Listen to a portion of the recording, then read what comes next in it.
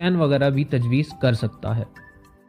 ऐसे मरीज़ जिनमें एंडोस्कोपी वगैरह से भी खून बहने की जगह का पता ना लगाया जा सके,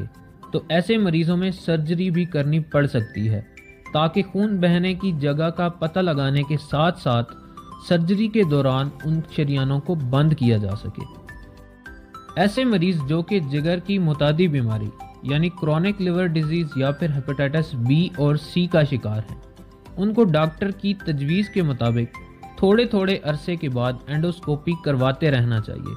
ताकि अगर वेरिसेस बढ़ी हुई हैं तो उन्हें खून निकलने से पहले ही बंद कर दिया जाए। इसलिए इन सारी वजूहात को मद्देनज़र रखते हुए अगर किसी शख्स को खून की उल्टी आती है, चाहे उसकी मिकदार कम है या ज़्यादा,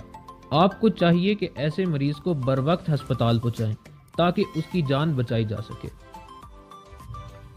अगर आज की वीडियो पसंद आए तो